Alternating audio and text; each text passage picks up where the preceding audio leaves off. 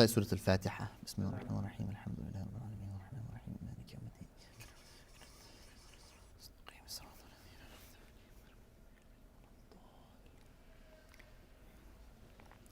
Bismillahirrahmanirrahim. Alhamdulillah. Wassalatu wassalamu ala Sayyidina Rasulillahi wa alihi wa sahbihi wa man walah. Allahumma ya munawwir ya fattah. نور قلوبنا بنور معرفتك وافتح لنا أبواب حكمتك وانشر علينا خزائن رحمتك إنك على كل شيء قدير. اللهم علمنا ما ينفعنا وانفعنا بما علمتنا وزدنا علما وإخلاصا وصدقا في الدين ولا حول ولا قوة إلا بالله العلي العظيم. وصلي اللهم وسلم على نبينا محمد وعلى آله وصحبه أجمعين.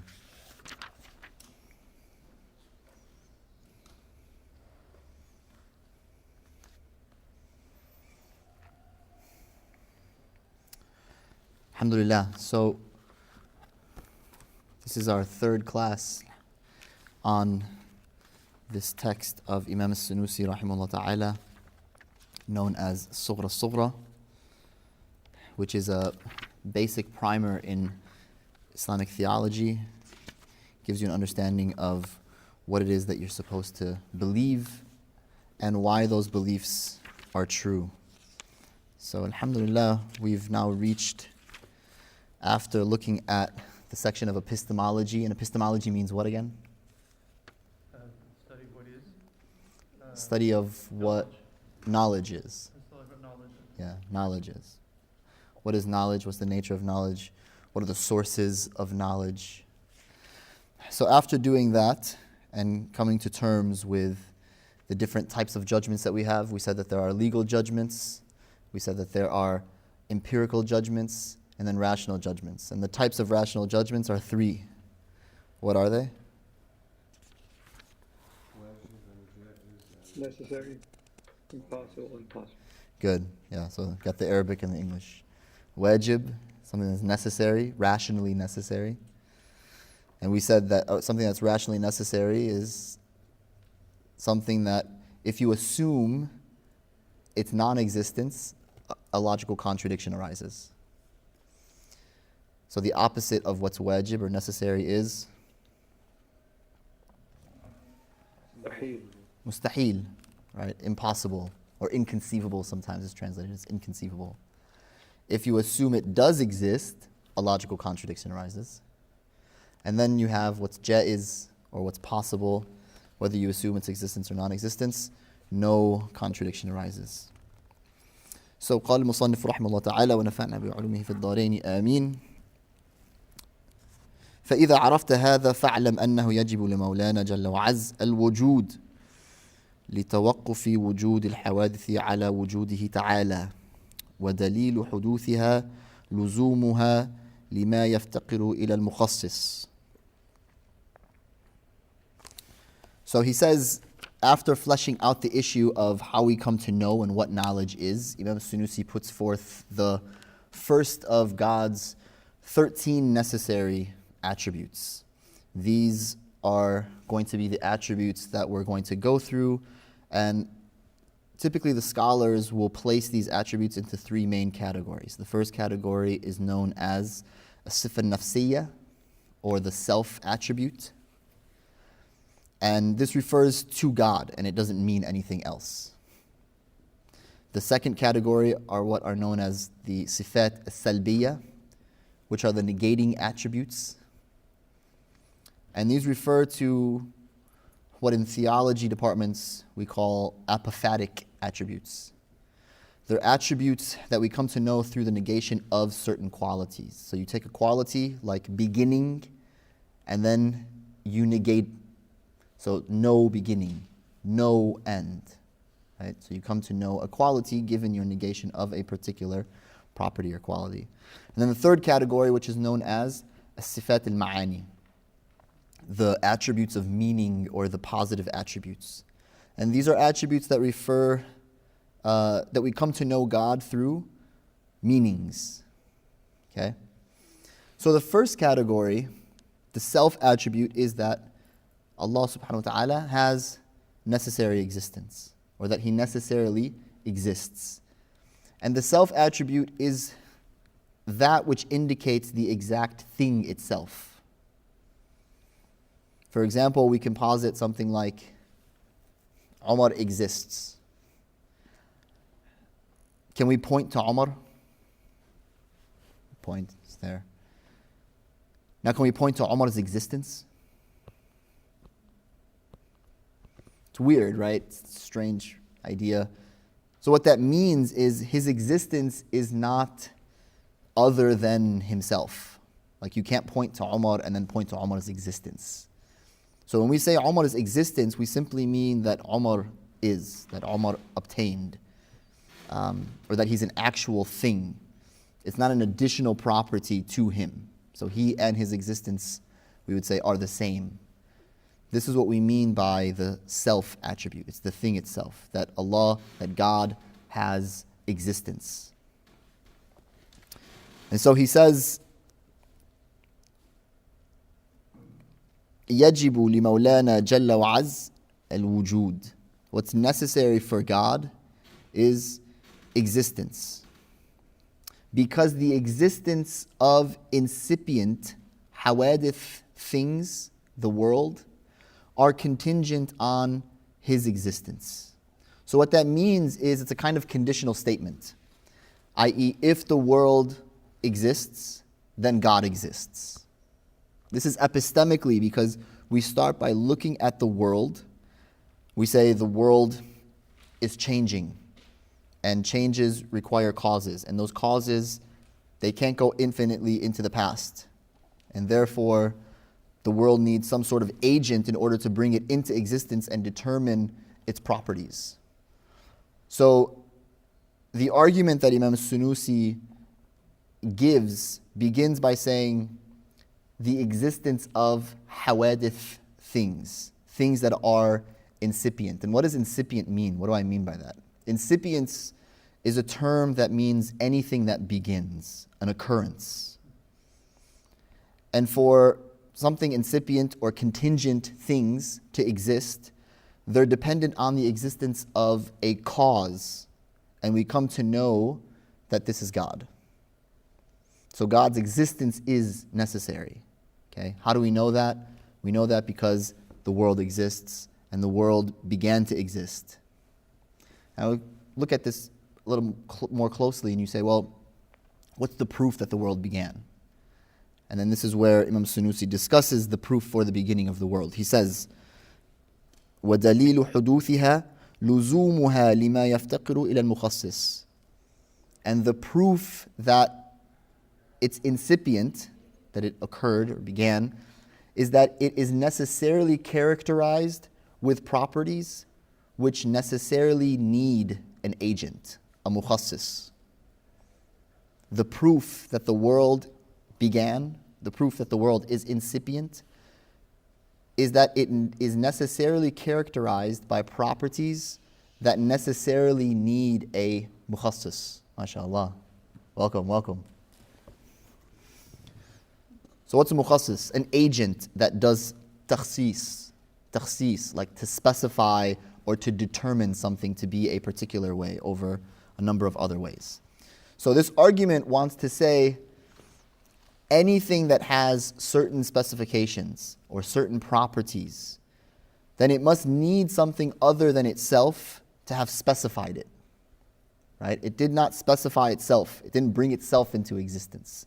So it needs something to have specified its existence. Now, when we look at the world, okay, imagine this. When you look at the world in front of you, we come to see that it's undergoing change, subject to change. Something that changes means that it is jaiz, that it's possible in and of itself. It's contingent, and we went over that already. It could exist, could not exist. It could be a particular way, could be a completely different way. Either way, whether you assume that it's this way or that way, whether you assume that it exists or it does not exist, no logical contradiction arises with either assumption. Okay, so this goes back to the demonstration of the coin that we talked about last week, if you guys remember, whoever was online. I was in a hotel room in Chicago trying to make it work. It's always really awkward. But everybody remember that demonstration, the coin? Yes? Okay. Okay, so what do we say about the coin? Maybe somebody can give us a refresher. Yeah, Yusuf. The coin has two probabilities that are equally likely, and yet one outcome occurs over the other. Therefore, there must be something influencing the outcome. Right. Otherwise, neither would ever supersede the other. Perfect.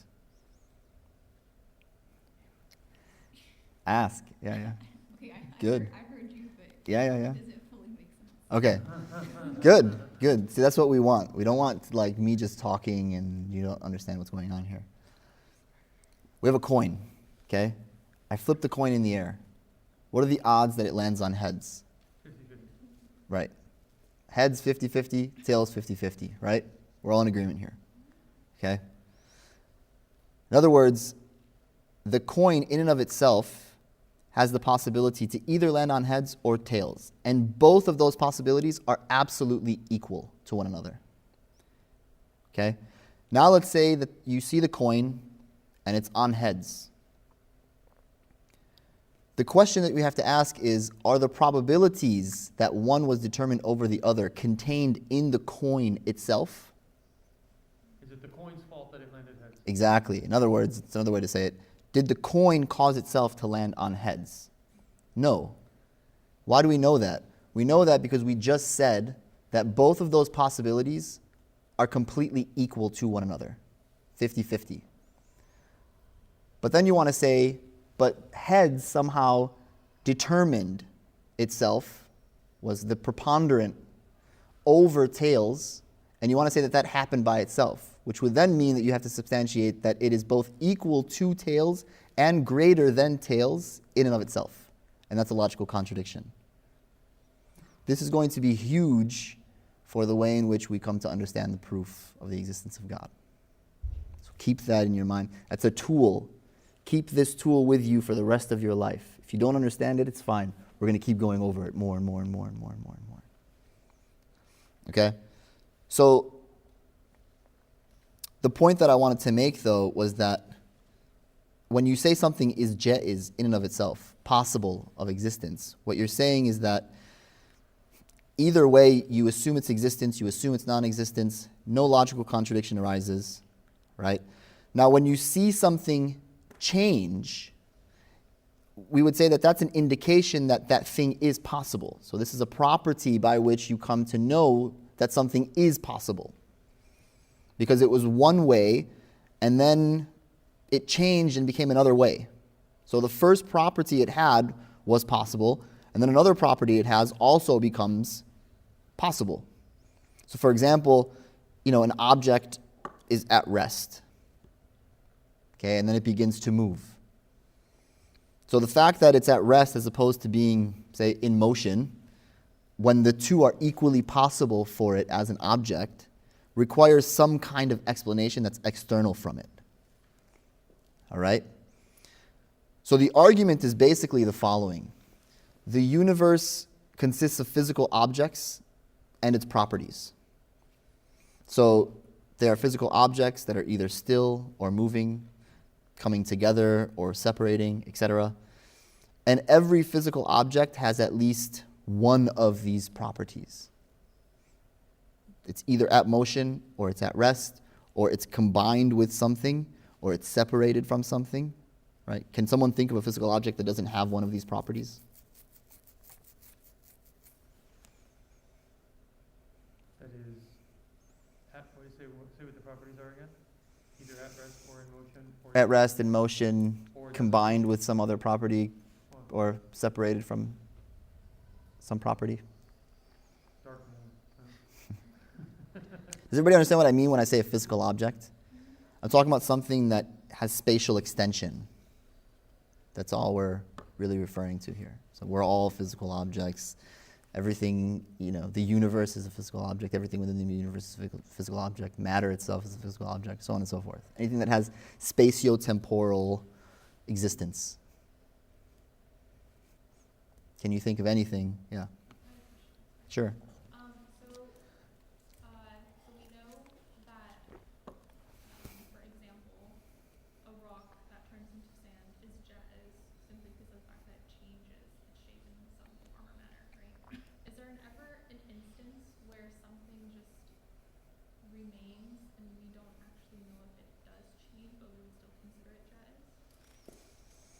It's a good question. And the answer to that question would be no, in the sense that everything that is physical necessarily changes. It necessarily has... The question, Sheikh? The question... Do you want to repeat the question again, just a little bit louder? Can they hear me if I... Can you hear? It's a little bit distant, but let's give it a shot. Okay. Okay, so my question was that we know that a rock which has changed into sand is something that is jaiz because we witness that change. Is there ever an instance where you can recognize something as jaiz without witnessing the change? So, and part of what we have to address also in the question is that change could also just be change of location. So maybe there's some sort of material that never changes into anything other than what it is. But it still could change location, right? It still could maybe get scratched or whatever the case may be.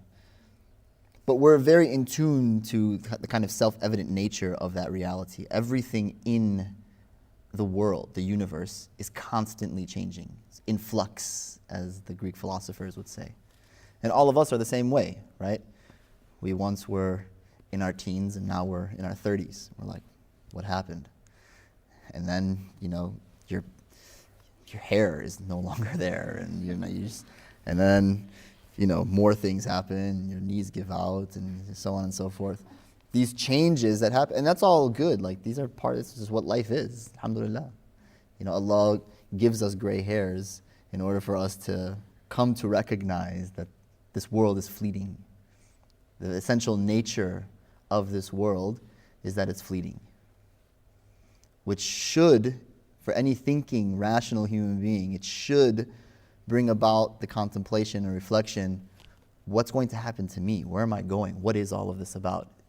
Is this it? So the very concept of trying to find purpose comes about the minute that you recognize this essential quality. And that quality is what? When something is possible, in other words, it's possible that it could be one way or another way, you're forced to seek an understanding of it external to it. You're forced to understand what it is, why it's doing what it is that it's doing, not in and of itself, but outside of itself. Something that's necessary, you don't ask that question because it necessarily is that way. You have your answer. So you wouldn't ask, why does something necessarily exist? Why is it that something that necessarily exists? You already answered the question. It necessarily exists. It has existence necessarily. So you don't ask, well, what created it or how did it get there? It necessarily exists. But you do ask that question when you're positing possible of existence. Okay? So the point is, can someone think of a physical object that doesn't have one of these properties of change? No, it's wahm, right? It doesn't exist. All things that are created, everything that we see around us, every observable entity necessarily has properties that are possible, that are jaiz, which requires something external to bring it about. Because, for example, if you said that something is at rest and it doesn't require an explanation for why it's at rest, like doesn't have a cause, then you could ask, well, okay, does that mean that this thing is necessarily the way that it is? Is it necessarily at rest? Like, does it have some property that makes it impossible to assume that it could move? Is it inconceivable to assume that? Can the mind not even conceive of that possibility, right? That it's in a different location, for example. It was here, now it's here. Is that impossible? No, it's not impossible, right? It's not necessarily the case. So if it's not necessarily the case, and it's equally possible for it to have been moving or in a different location or something else that requires an explanation, then it's insufficient to just say, well, it's just there because it's there. It just exists and it's, we don't know, like it's just there. It's always been there. No. Something external to it is required to provide an explanation for it. If it's possible, it means that its opposite is also possible. And for one of those things to be greater or to be determined over without an external cause, as we said, is a contradiction. Because we would have to somehow say that both possibilities are equal and somehow one is also greater than it at the same time, and that's a contradiction. All right? So what this implies is that you, me, this room, this building, the world, everything in the world, all of physical existence is possible in and of itself. Like we exist, and it's equally possible for us to not have existed. Does everybody understand that point? If you imagine that you never came into existence, or that anything in the world was different than the way that it is right now, does a logical contradiction arise in your mind? No. It means it's possible. All right? And so, when we come to recognize that, we exist, and it's equally possible for us to never have existed. And one out of two equally possible things cannot be determined over the other without an external cause. Right? So, for example, if we said Yusuf exists, and he did not have to exist, i.e. there is no contradiction in his not existing, that means that he's possible. That means that with respect to the notion of Yusuf, the possibilities are either what? A, that he exists, B, that he does not exist, and both of these options are completely equal to one another. For one of these possibilities to have occurred over the other, it would necessarily imply an agent external to Yusuf to have determined one over the other, right? To tip the scale, so to speak. Does everybody get that? All right, I've said it now a few times, hopefully. No. Okay. So, Sheikh, in other words, are you saying that because Yusuf Here, I'm going to make this. makes him 50-50, right? Yeah. Him being possible makes him 50-50, but because we physically see Yusuf, it's 100%. No, I'm not talking about that. I'm not talking about whether or not he's... And so he's actually existing, therefore he's no longer, it's no longer an exact opposite, he exists. That's true, but that's not what I'm talking about. I'm talking about the potentiality, right, that's there. Okay? Because to say someone is necessarily in existence is different than to say, I have necessary evidence that he is in front of me, that he exists right now. Okay? So the point that I'm trying to make here is we have Yusuf exists, okay?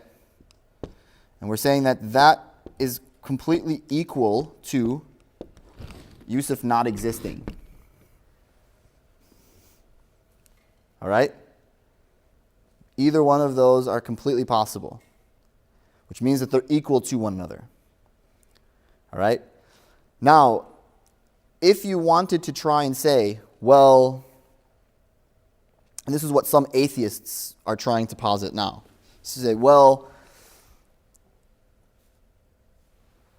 what about if he came to exist randomly, like by chance? Nothing caused this one to dominate over the other one. Okay? The potentiality that it came to dominate actually happened in and of itself randomly, by chance. And what we mean actually by chance is that one of two equally plausible or equally possible occurrences can be determined over the other one and at the same time equal to its opposite. Does that make sense? In other words, what we're trying to say here is that somehow Yusuf's existence was greater than Yusuf's non-existence by itself. But we just posited that Yusuf's existence is not necessary. It's possible, it's completely possible, which means that both his existence and non-existence are equal. So what you're having now to try to substantiate is that Yusuf's existence and non-existence being possible, meaning that they're both equal to one another, somehow also allows for Yusuf's existence to be greater than Yusuf's non-existence at the same time. That's a logical contradiction. It's the reason why we cannot ever accept it. Does that make sense now? This is similar to the coin example. Similar to the coin example. Yes. Because can something be both equal to and greater than in and of itself? No, it's a contradiction. So that's the point that I'm trying to make here. And what I'm saying is that you have atheists today, particularly in the science world, they want to say that things can just occur randomly, by chance. And chance is like a very specific term that's used in science today. So what does that mean? What that means is that we assume something which is possible can come into existence without a cause. So to place our example into a proposition, you could say Yusuf's existence and non-existence are equal possibilities. And then we posit that Yusuf exists without a cause. So the position would imply that his existence dominated over his non-existence by means of itself. So we would be positing that something that is equal to another possibility is also greater than it. And that's a contradiction. Does that make sense? It does. I'm curious. Yeah. Is the critique of this that the claim, because even, at least as I understand it, even this idea that something occurred randomly, randomness is just a rounding term that's intended to explain a series of events that led to this result. So rather than assign causation to a being, they're assigning causation to a long series of causes. Well, so this is that would be different than saying that it's random or by chance. By chance here, so when you take the set of contingent events, okay, and you go all the way back with it, you say, well, what caused all of them? Yeah. One of the things that people want to try to say is it just popped into existence. What does that mean? Just popped into existence. It just came. With that sound effect too. That sound effect as well. Right? So what is that? Yeah. And then they use terms like chance, and they have very specific definitions that are taken on account of like physics today. For example, if you hear certain types of physicists talking about this concept, you'll hear this language. What they mean is that one of two equally plausible possibilities dominated over the other one in and of itself. In other words, it was somehow both equal to and greater than its opposite, which is a logical contradiction. The mutakallimun, the Muslim theologians, will always reject it. And the falasifa, even the Muslim philosophers, right, who we disagree with on a number of issues, they also completely denied that on account of rational impossibility. Okay? Now, what if someone says, okay, well, the world has all of these possible or contingent properties, and we'll grant that they're caused. Okay? We'll give that to you. And let's just say, though, that these causes are themselves ones that we can observe that were themselves caused by other prior causes to no beginning. Right. Okay? So this is, going back to what you were saying. In other words, it's just contingent causes all the way back. Well, the question now becomes, can we logically maintain that a contingent series of events can actually go back infinitely into the past? And the answer is no. Also illogical. Exactly. What's the proof of that? The proof is that if the events of today, i.e. the last event of the series in the sense of what you're talking about, Amr, if that was conditional upon the termination of an infinite number of events in the past, then today would never exist. But today does exist. This moment exists right now. You're all looking at it, and you recognize that it exists. Therefore, there must have been a beginning. Here's another way of doing this, okay? Ahmad is going to stand up and he's going to give me an effa, okay? Is that too violent? Am I allowed to say that nowadays? I don't know. It's the Egyptian thing, like, you know, right? We give people effas. Okay, let's change it up. Yeah. Yassine, put your hand up like you're going to hit the ground. Okay? Now, before you hit the ground, I have to give you permission. Okay? Before I can give you permission, Alma, you have to give me permission. And then, Yama, you have to give permission to Alma. And this is going to go back infinitely. Will Yassine ever hit the ground? No. Because you said infinitely. Exactly. There has to be. It's also like a well with It has no to turn. bottom. Yeah, can you repeat that? It's like a well with no bottom. You can't draw water. That's a good analogy. Yeah, it's like a well with no water. You can't draw anything. Yeah. So, it's just kind of critique as well.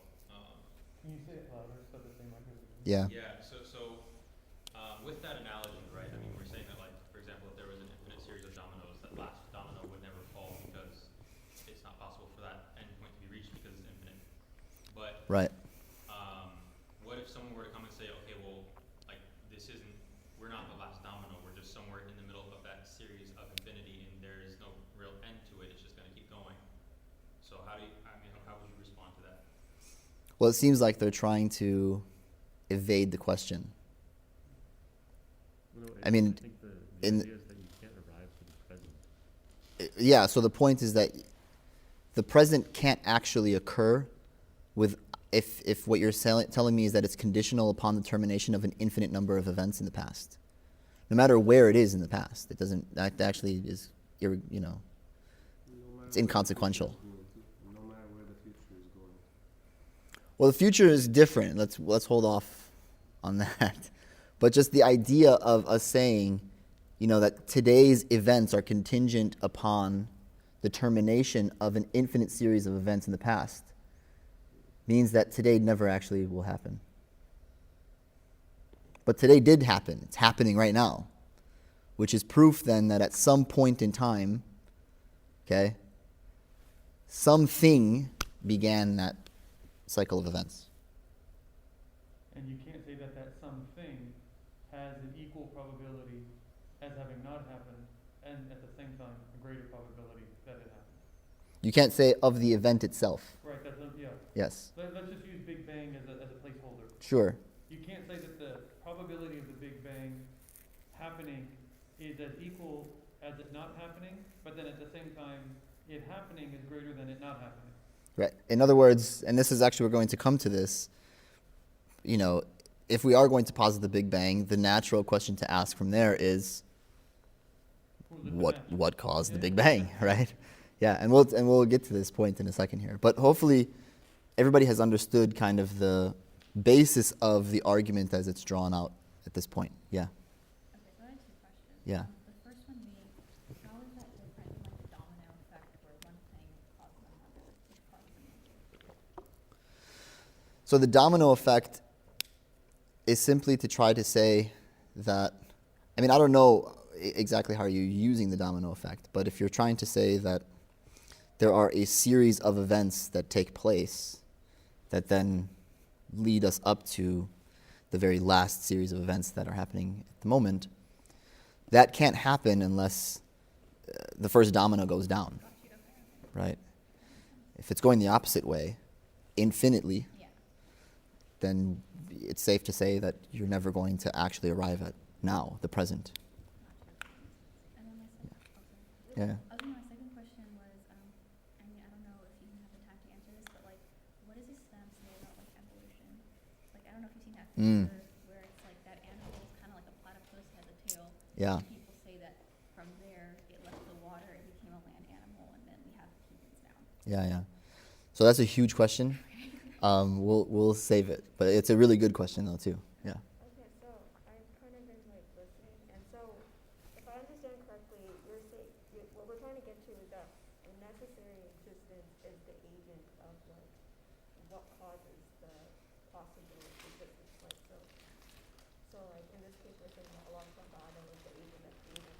Good, yeah. So, when you asked earlier, like, can you think of an object that is not, that is, and so so basically, I was kind of thinking about it, and maybe someone else who's more knowledgeable can answer, but like, is space not like a necessary existence? Good. But like space, and like, could people not argue that space could be the agent for like change? All of it, right. It's a good question. What do you guys think? Could space be that necessary being, that necessary existence that has caused everything to be? Yeah. Isn't space changing though, making it dependent? Good. So you go back to the very premise that we began with. The world exists and it's constantly changing. Change Space means, is material, yeah, right? Space is a material. space is material. That's existing in time that has X, Y, Z space. Yeah. And since it exists in that way, it's changing, means it's contingent. Means it needs something external to itself to explain for its existence with the particular set of properties that it has over the infinite number of other properties that it could have had. In other words, it's seeking something external to itself. So that's going to be, you could say, another contingent thing, and then a series of contingent things until you get to a point where something that is not contingent caused it all. Sheikh, is the All right. idea of infinite regress to answer someone saying that there wasn't a beginning, that it's just It just goes all the way back, right? going forever, hence that no moment was ever complete to build the next moment on. So how could that moment still be occurring now going back? Yeah, I mean, we negate infinite regress on the basis that it's logically irrational. It's impossible to substantiate an actual infinite series. Did you see the movie The Arrival? So Uh, they posit this notion that time is a circle, not a line, mm, and that there is no beginning or end. It's just time is consistently circular. mhm. I have no idea how to position that in this argument. I mean, other Yeah. than something had to start the circle. So yeah, it's a The little merry-go-round has to begin at some point. exactly. So that would be what's known as a dawr, or in relationship. I mean, you can also explain time in a variety of different ways. The mutakallimun had their own perspective on time as well, but the concept of a self-generative argument is also going to be something that we would say is logically irrational. Okay, and we would reject it on account of it being irrational. You say like, well, you know, A created B and B created C and C created D to Z, and then you say, okay, well, what created A? You say, oh, Z created A. So what you've done there is you've created this self-generative circular argument. Okay, and we reject that. So what we've shown up to this point, basically, is that the world began to exist. Everything that begins to exist needs a cause. Let me put this in writing here. Say, the world began to exist. Okay?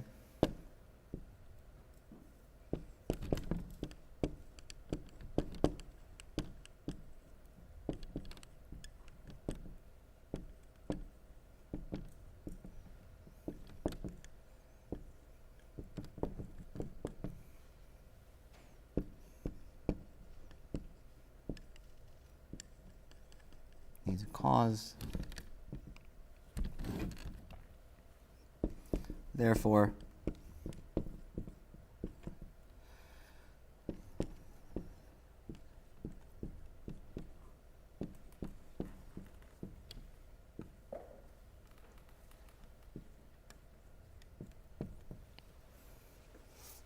okay, the world began to exist.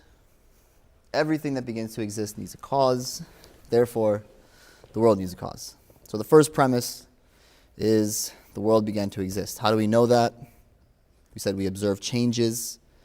These changes are connected to prior changes, and we said that this series of changes cannot go infinitely into the past, because if it did, none of these changes would have been possible at all. Because every change would be conditional upon an infinite number of things, prior to it terminating. Yeah. So I just want to make sure that I'm understanding clearly, I guess because I'm not a mathematician. So when it comes to the concept of infinity, is it impossible to ever point to a specific point on that sequence of infinity? No. So you could do that. In a sense. I mean, this is all hypothetically speaking. But yeah, keep going. What are you trying, what are you Yeah, sort of... So like, I guess what I'm trying to like how can you challenge then someone arguing that, okay, well, like, you know, like this isn't an endpoint, it's just some point somewhere in infinity, and so, therefore. In a way, isn't it still an endpoint? Like, the future hasn't happened yet. You're pointing to, like, the middle of a series. Well, so you would have to designate or qualify what it is that you're actually pointing to. It's like this moment right now, Yeah. right? Again, kind of going back to like the domino analogy, right? That Yeah. last domino can never fall just because there are dominoes infinitely falling. But why is this the last domino, not just a specific point on that sequence of infinity? Into the past? Right. Well, because the argument holds. If we're trying to say that these changes that we're experiencing right now were contingent upon the ones that came prior to them, then at some level, there's going to have to be a starting point. Even if I have a comment? Yeah, please, yeah. So from a mathematics point of view, if a domino is hitting a domino, this is probability equal 1 interaction. Mm. If this falls, this falls. But real life is that there's a domino falling and it's hitting 2, 3 dominoes, one of them will happen. That means that as you progress through dominoes, the probability is less than 100% in every transition. And if you multiply infinite series of things that are less than 1, the answer is 0. So it cannot happen. That's good. So that's They have a type of burhan that they give. There's a demonstration that's given called burhan al-tadbiq, which at some level goes into detail on this.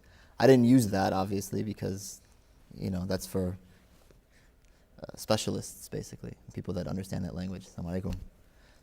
But it's just as legitimate to give the example that we've given, right? That you can't traverse an infinite series of events in order for us to experience today on the basis of a contingent series of events that go infinitely into the past. It's synonymous with saying that today never actually occurred. All right? So it entails then that, necessarily speaking, these changes that we're seeing require a cause. That cause, we would say, establishes the beginning, of everything. Therefore, the world began.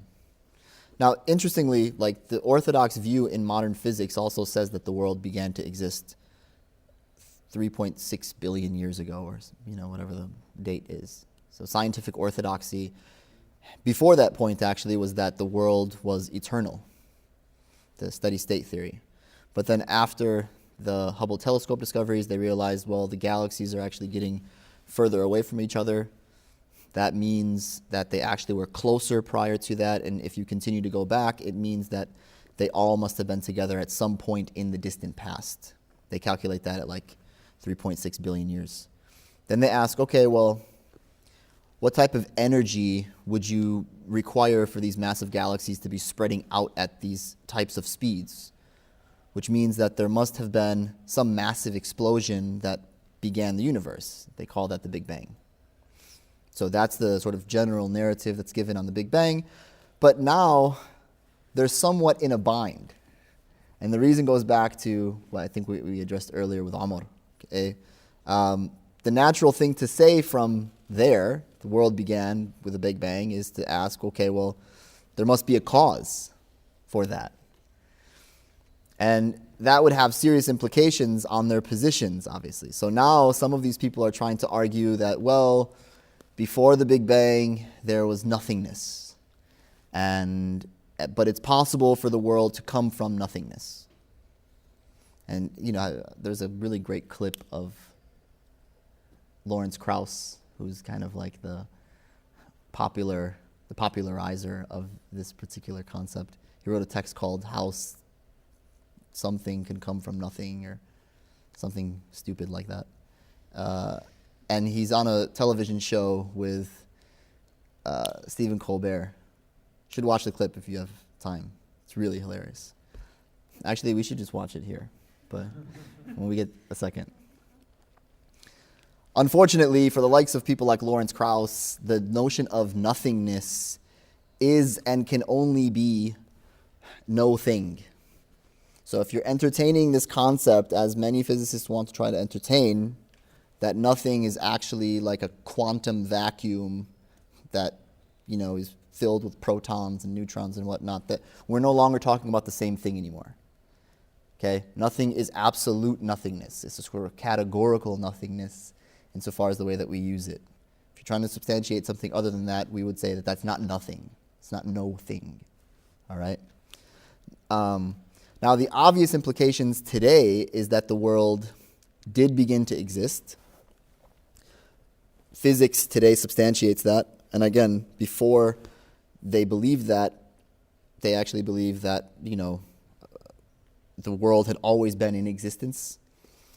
I mean, even Einstein was guilty of holding on to that position. He was really quite resistant that the world was dynamic and changing and evolving and whatnot. And he even invented a constant to try and make up for it, and then he changed his mind later, and the history. After the Hubble telescope discoveries showed that the world was in fact always expanding. So the Big Bang theory posits that there was nothing before the Big Bang. Like, there was no time before the Big Bang. They say that there was a singularity with an infinite density, and there's nothing beyond that we know. Again, that's sort of the standard narrative. Something infinitesimally small with an infinite density. So the universe, everything that we see around us, we say, definitely began. And the natural thing to ask from there is, okay, well, what caused it to begin? And so they have different models. They posit, well, maybe this universe emerged from like a different universe. Or it began, it blew up, and then it came back together, then it blew up again, and it came back together, and it blew up again, etc. So, now this doesn't make a difference, by the way, for us from a theological perspective, because what we're interested in is addressing the issue from a purely rational model. So, and we want to be as comprehensive as possible and non-invasive when it comes to the objectives of science. Like, we don't have an issue here. So we want to just look at these pure rational possibilities. We don't care. 1 Big Bang, 2 bangs, 3 bangs, no bangs. We don't, whatever. Okay? None of that has any serious impact on what we're developing here. You have to account for the fact that contingent existence exists and then come up with a viable solution for why it exists on the basis of using these rational models. Okay? Yeah. So when we say God exists, Yeah. but we're saying he exists with no incipient. We're saying that he necessarily exists. Okay. Although with no incipient. Of course. Right. So how is that not a logical fallacy? Or what's the word for that? So why would it be a logical fallacy? Because we believe that he exists, but we believe that he had no incipient. Right? In other words, it's the equals and greater than thing. No, it's not. Okay. Because the equals and greater than thing is in relationship to possible existence. Got it. So when we say something is possible, we're saying that its existence and non-existence are both equally possible. But not for God. But when we posit something necessarily exists, something is necessary of existence, possibility is out the window. So couldn't they use that logic for the Big Bang, for example? Again, as a placeholder. Right, so let's go back. Couldn't they use it for the Big Bang? Why can't the Big Bang be necessary of existence? Right. Yeah. So I was just thinking about this, right? 'Cause Yeah. you could argue that, like you were saying, that singularity kind of just continued to explode and implode on itself and explode and implode on itself, kind of back into infinity. But if that were to be the case, then it would be dependent upon time and space being in Good. existence, and because both of those things are constantly changing or capable of changing, then those also depend on something else to bring them in. Good, exactly. Very good rebuttal. Can you repeat that, please? Oh, I don't know if I can. Yeah. That was way too eloquent for me. Perhaps we'll go back through it again, but it was just to show that to try and posit that the Big Bang would be necessary in terms of its existence, you would have to try and substantiate the claim, and you would be hard-pressed to do so because it's a spatio-temporal reality. Big Bang needs time and space. The Big Bang needs time and space. And something that necessarily exists does not have properties that are contained within time and space. And the minute that you say that it does, it no longer is necessary. Yeah. Sheikh, Yes. isn't the Big Bang also just a possibility in terms of this world as we see it? This world as we see Yeah. it? I mean, It's a Earth not scientific having model, some Star yeah. Wars thing, hence this world could be an infinite number of anything I can imagine, Star Wars or Star Trek or anything that comes across my imagination. It's merely a possibility, and hence it needs something to determine it. Yes. And that's the basis of science. I mean, science is giving us the best explanation for the data that we're able to empirically verify. I mean, we have assumptions that we assume are true, and they help us in understanding whether or not particular experiments are going to work or not. But science is not after truth in that sense.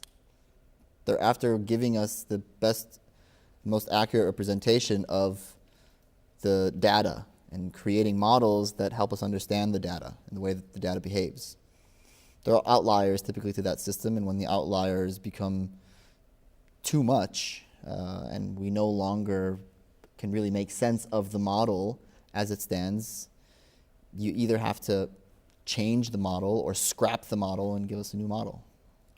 And that's what science is. But we're not talking about that. We're talking about things that are universal, that exist in a way that goes beyond empirical observation.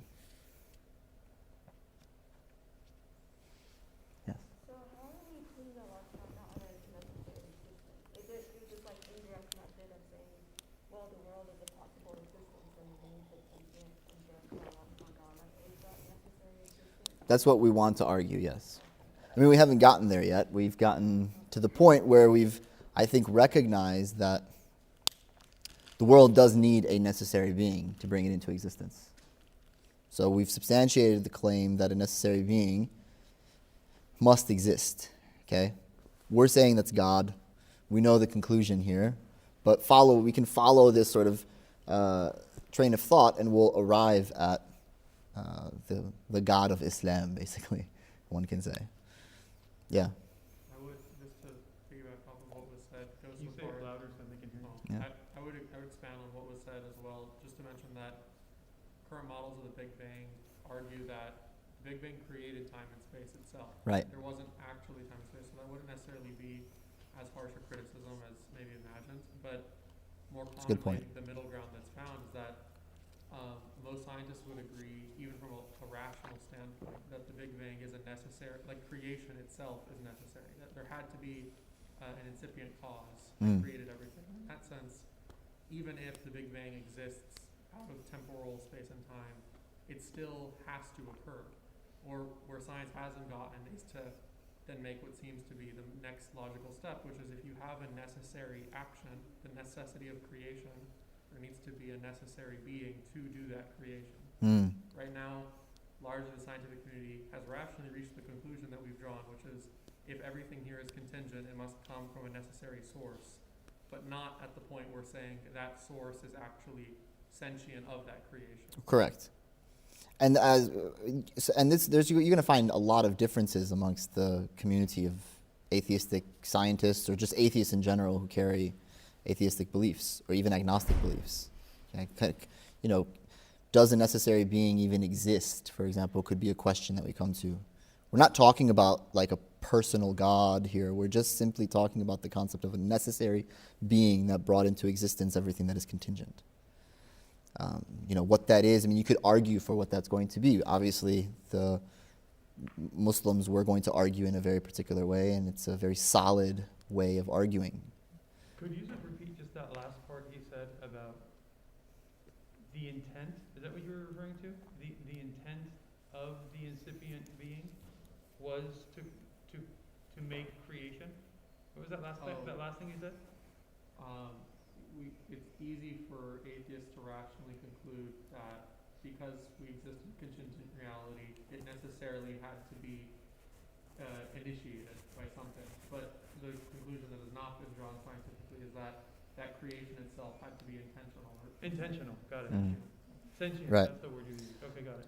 And we're going to get, again, as you'll see, as this moves along, you'll find that the premises that we now have substantiated and the logical conclusions that we're making on the basis of these premises necessarily will imply a God who has will and power and knowledge and so on and so forth.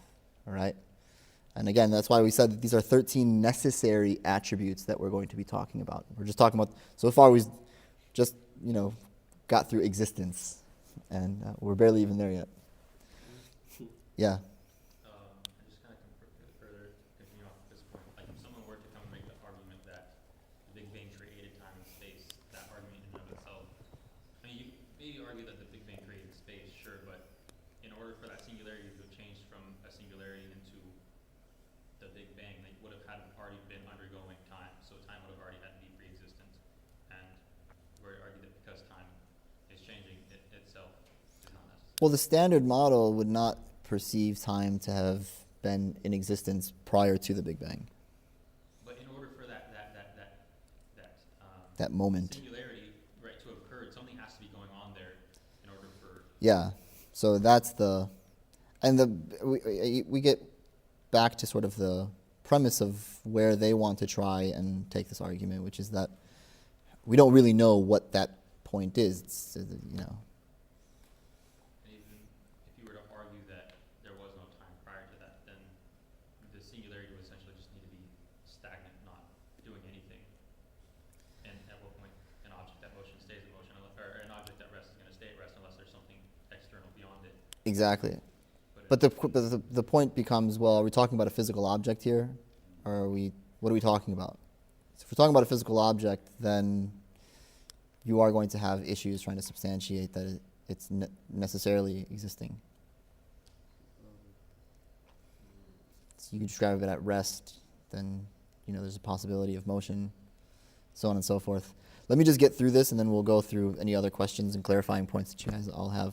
The bottom line is, we know that God necessarily exists because the existence of changing and incipient things are dependent on his existence. That's what we've come to. So if they exist, then we know that God exists. The world exists, physical, the universe, all physical reality. Therefore, we know that God exists. Otherwise, you would have to say that either the world somehow created itself, self-generative claim, but that's impossible because for it to create itself, it would have had to exist before itself. So you'd have to somehow say that the world exists and does not exist at the same time. That's a logical contradiction. It's an absurdity. And it also can't have existed without a cause because, as we've now talked about over and over again, then you have the problem of one of two equal things dominating or being determined over the other in itself, which means that it's both equal to and greater than itself at the same time. And we've demonstrated that that's also impossible. And then we also show that the world could not have always existed, i.e. going infinitely into the past, because then you would have an infinite regress, and we've now shown that that's also impossible. So you're left with a necessary being. The only way out of this is to posit a necessary being that brought all of this into existence. Okay? Does that make sense? That's how we arrive at the conclusion of a necessary being. All right? Now what Imam al-Sanūsī is going to do is bring us into the entailments of that conclusion. And so he says,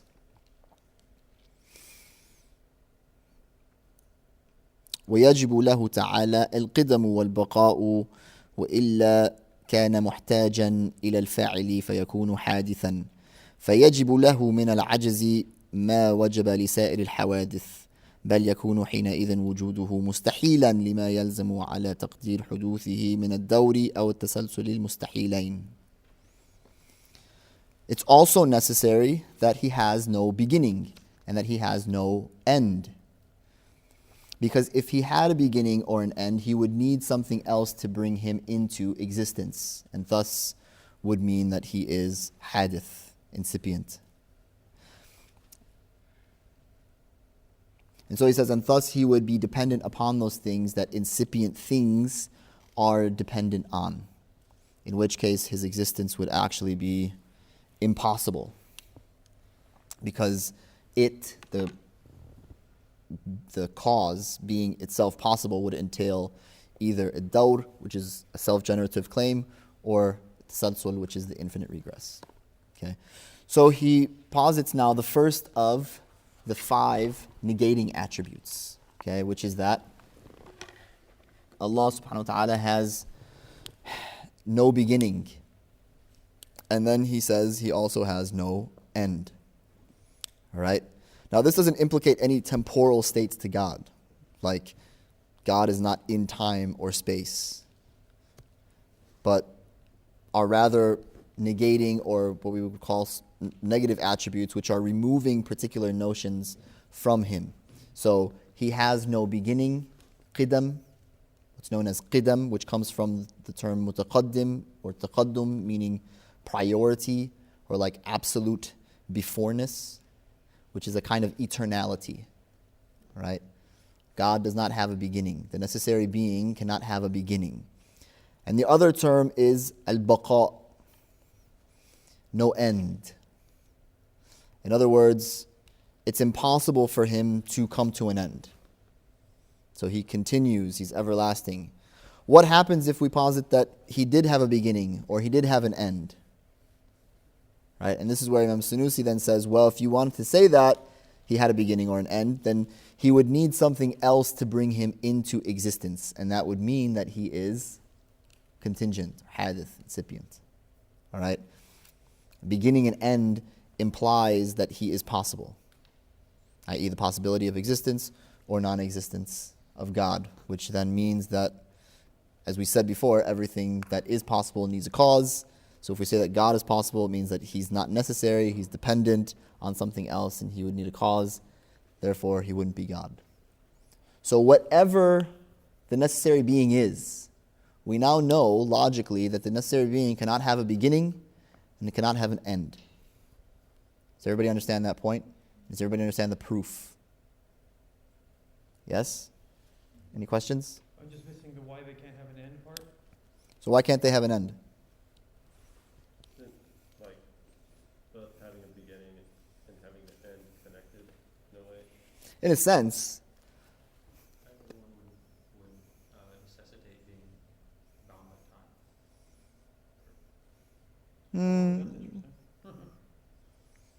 Why can't the necessary being, something that's necessarily existing, come to an end? Everything that is contingent upon it? Would also end? It would come to an end, but it would cease to exist. It would cease to exist, yes. But If something has an end, then that means during its lifespan it's undergoing changes. And Good. that's it's jaiz, it's possible. In other words, the necessarily existent cannot come to an end. It's no longer necessarily existing anymore.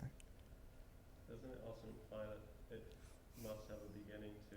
If you're gonna say that it can come to an end, can't you also then like say that it In that case, it must have a beginning as well. Something that necessarily exists having a beginning, can that happen? No, Why? because then there would have to be something that caused its beginning. Good. So that's kind of, so what he said, I think, he's saying this idea that in order for it to have an end, it's suggesting that there is a distance between its end and its beginning. But if there is no beginning, then there's no possibility of an end. Like, and it suggests a subjectivity to time, or even change. I think somebody mentioned. Oh, that's really interesting. Right? Yeah. Like, an end has to be positioned relative to a beginning. Correct. Yeah. And that positionality exists only with time. That's the only thing you have. Right. to measure that distance. Right. And so if this is a necessary being that existed before time, then it's not possible that you place it in a framework that has any distancing. Right. That is a very interesting concept. Yeah. Should Publish that? do more work on that. Yeah. No, I also like what my sister said, something about change. This idea that to go from any position to another, it entails change, which is also not possible of a necessary being. Right, and that would be the point that we go back to in terms of understanding what is je is. So change was the premise by which we came to understand something being possible. So the minute now that you're ascribing that to the necessary being, you're now saying that it's not necessary, it's possible. It means something else caused it, means it's not necessary. So that would be kind of the pattern by which all of this is going to unfold. So those are three attributes that we've taken now. Existence, no beginning, no end. We're going to end here. All right. But it's a very good point for us to come to terms with. It's, say, for example, someone wanted to try to legitimate that God died on a cross or something like that. Okay? What happens there? So argue that. Go ahead. If something dies, that means that it ended. If something ends, then it's not necessary. Exactly. And it also means that it began, and if it begins, it's not necessary. Exactly. Can you So, say, yeah, go ahead. can you say that all things that end must have a beginning? Is that what you're essentially saying? Yeah, so the concept of eternality is really interesting. We'll talk more about this as well, because we do have, so there's a difference between infinite and indefinite. Just remember that. Because what are we going to say about Jannah and Nar? Paradise and hellfire for us are things that are going to extend infinitely into the future. One person in the class was trying to push this idea. We came to realize it doesn't really work. What we actually say is that it's indefinite into the future. Because each moment actually is something that has the potentiality of either existence or non-existence. I read that in the book, that only Allah is infinite. Exactly. And heaven and hell are His creation. Exactly. All of His creation has finitude. Right. Even a word. Exactly. So it's still finite. Yeah, it's still finite in the sense that it began. He created it. Now, can He choose to indefinitely sustain it? Sure. What's wrong with that?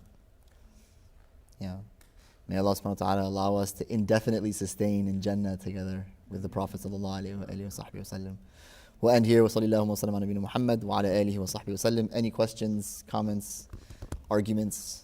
Thank you for the interaction. Alhamdulillah. I think that makes the process better. Yeah, I mean, this is the way that I prefer it, to be honest. Because I don't want to teach something and not know where everybody actually... I want you to all learn this. Not have said, right, I came to the class. Okay. Do you really know it, and is it something that you have really come to terms with? So ask the questions, because oftentimes, if you're thinking, I don't understand that, probably there's going to be a bunch of other people thinking the exact same thing. So we all learn, alhamdulillah. Yeah. So, Alaikum salam. you mentioned earlier about the world existing and not existing at the same time. Are you familiar with the split experiment? So in that case, if that is the case,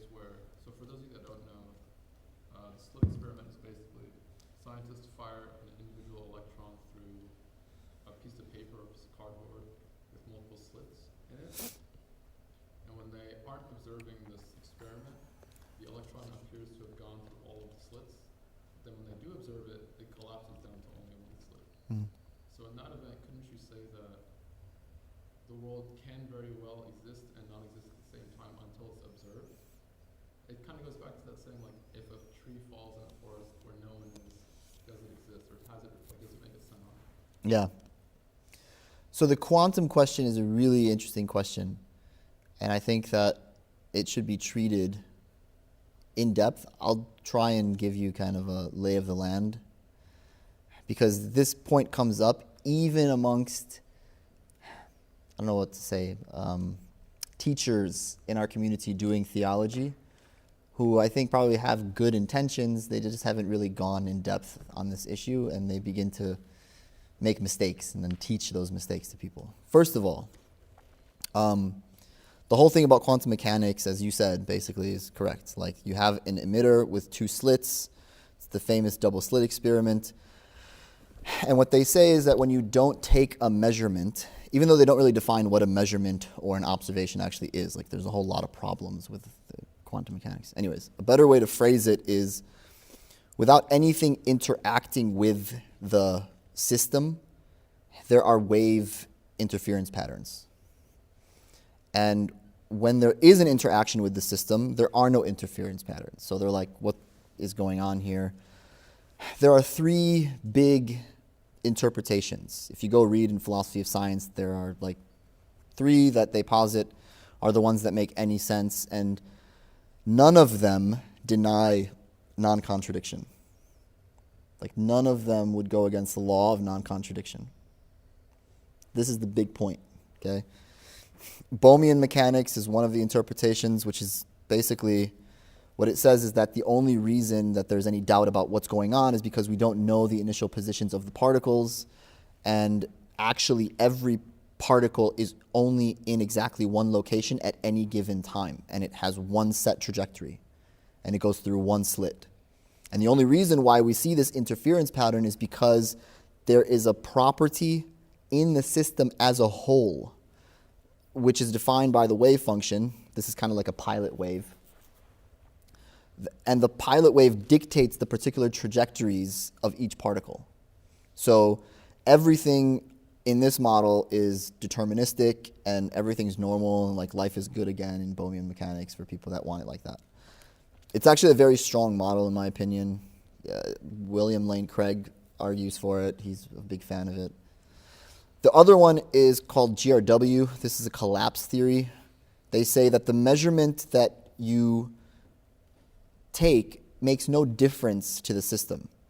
But there's another function, it's probabilistic, stochastic law, by which the wave will just randomly collapse at certain times. And it actually has nothing to do with your observations. It's not random per se, they call it stochastic, meaning that there's a formula which controls the actual probability, but like the likelihood that this collapse actually occurs is not completely random. Like, there's no determining exactly when the collapse actually does occur. Now, of course, they have a hard time explaining for why it is that when we do make an interaction, we do see this, and their reply is like, look, there's just like a high likelihood that that happens when there are more particles in the system, and that's good enough for us.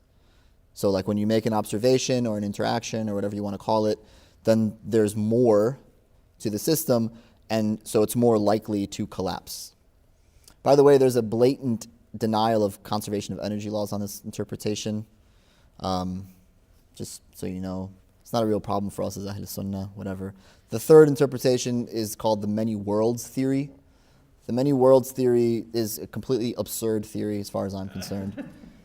They're just like, oh, it's not that it's in two places, the same particle at once, but it's like in one world it went here, and in another world it went there. Okay, like you're telling me that when I shoot a photon at some sheet with two slits, I create another universe? Like, that's real heavy stuff. Back to the Future. It's real heavy, Doc. Like, so that's completely insane as far as I'm concerned. It's not scientific at all, and it can't be proven. So now quantum mechanics, like, as the debate that we discussed here was, this is actually before it got into like quantum field theory and a whole bunch of other new stuff. Like the stuff that we're talking about is actually like 80, 90-year-old science at this point. So the field has developed a little bit past that. In fact, some of the latest writings today in philosophy of physics will just say, look, there are some things in classical quantum mechanics that go against general relativity. And we know that general relativity is like absolutely true. So quantum mechanics is just false. So they need to come up with a new theory because we know that this is like rock solid, basically, is what they're saying. And they give an example of like, well, you know, general relativity predicts that clocks will move faster or slower depending on a bunch of other stuff, and quantum mechanics doesn't account for that. So, you know, quantum mechanics is not really accounting for something else, hence it's false, so on and so forth. The point that I'm trying to make with all of this, though, is that none of these models deny the law of non-contradiction. Like, you could, in fact, hold the many worlds theory, and you're not, in fact, denying the law of non-contradiction. So none of our first principles, for example, that we posit as Sunni, normative Sunni theology, okay, would somehow go against any one of these particular interpretations. So we haven't figured out the cause of the photon particle going into one slit or the other. And even when we do, it doesn't deny everything we just talked about. It doesn't deny any of these first principles. It doesn't deny contradiction. It's not trying to say that these particles are in two different places at the exact same time or something like that. That's not what they're saying. Wait, isn't that what they're saying? No. No, Heisenberg didn't say it. No. So that's what I'm talking about, right? So it'll either be this or that. That's yeah. how the slit experiment works. It's not involved at the same time. Isn't it this, just to like clarify my misunderstanding, so isn't it this or that when it's not observed? It's Heisenberg principle. you're right. I thought it was Yeah. this when not observed, that when it was. Yeah, they're trying to come up with models to give us an understanding of what's going on here. All of the different interpretations, as I said before, are positing what they believe is happening in relationship to the data. None of these models deny non-contradiction. None of these models deny these first principles that we have. As a quick follow-up, would it be wrong to say, I heard this somewhere, it's not. You know what I mean by non-contradiction, right? Like I keep saying that. Okay, I asked you. good. Okay, see, ask me. Like if I say X is Y and X is not Y, okay, that would be contradiction. Okay, so like that proposition is not something that quantum mechanics is somehow now substantiating. Okay, contrary to certain individuals thinking that that's what they're actually saying here. Would it be wrong to say that Allah is creating the world like sort of real time as we observe it? That's a different question. Okay. Really? Well, I mean, are you trying to put it into the perspective of quantum mechanics? Yeah. Okay, that's interesting. I don't know, it was on some podcast or some circle teaching that I was. We are the observed particle. Yeah, essentially, like, the particle is a microcosm of us, like on a fundamental level. And as we interact with the world, because say like a blind person doesn't know that the world exists per se, what is existence on that basis? Yeah. So because we're out here seeing it, that's how we know it exists, but then because Allah sort of is the infinite body, but like infinite entity that sustains all of this, would it be wrong to say that it's being created sort of in real time? So we do believe that Allah subhanahu wa ta'ala is creating every moment, every infinitesimal moment, even more than that, right, is being created by Allah subhanahu wa ta'ala and sustained in the way that we see it. What we won't say is that there are some sort of necessary causal relations in how we engage the world itself. that necessitates a particular type of behavior from these physical objects. If Allah subhanahu wa ta'ala wants to create fire burning in, my hand touching fire, He can create that. And typically that's what's going to happen, as we all come to know. But if He chooses not to do that, no problem. There's no necessary causal relation between fire and burning. This is a hard point for people to grasp the first time that they hear it. That's why I didn't want to throw it out there, but I guess I've already done it. So I guess now you got to come back to the next class and figure out what's going on. Yeah, we'll take one more question. Okay, so First hit is free. correct me if I'm wrong, but Yusuf also is a big resource on anybody who wants to know more about the quantum world. Yeah. Actually, Yusuf, this is the second time Yusuf has gone through this. I'm sorry to put you on blast here, but this is the second time that he's gone through this text with me, and we went deep into these questions because mashallah, he's extremely bright, and I find people, I try to throw stuff at them and see how we're going to work this out and how you're going to work this out. So if anybody's interested in doing more stuff like that, let me know too. We'll maybe start a nerd group together. Okay, go ahead. okay, so correct me if I'm wrong, but when it comes to, and this is completely unrelated Yeah. to this stuff, but when it comes to Yom Qiyamah, everyone who existed, that's the day that they're going to be misjudged, if you will. Mm. Whether they're going to Jannah or Jahannam and all that stuff. So up until the actual point of Yom Qiyamah, everyone who has passed, where are their souls, if you will? Are they still in their body, if that makes sense? They're not still in their bodies. Okay. Yeah, they have a type of existence that we would say is connected and not connected. It's hard for us to, because now we're getting into a completely different dimension. We're no longer talking kalam anymore, by the way, because kalam operates in the realm of this particular dimension that we're in. But they also don't deny that, there are other dimensions. Some of the scholars said up to 40 dimensions, where everything that I just said right now makes absolutely no sense. Not in the sense that it doesn't make any sense given a particular understanding of the world, but just it has nothing to do with the way that construct actually works.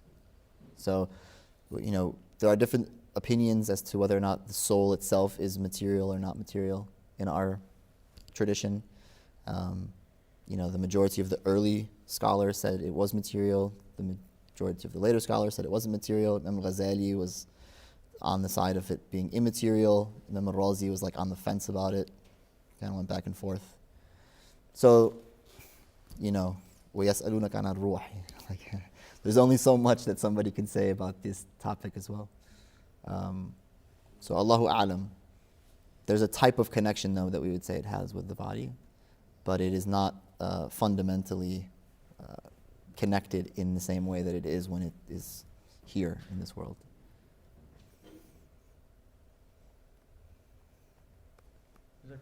وإياكم بارك الله فيكم. Inshallah, I'm going to pray Aisha for whoever wants to join. I think that would be good. So when Egyptians say Baqal Allah, they're saying only Allah is eternal. Good, yeah.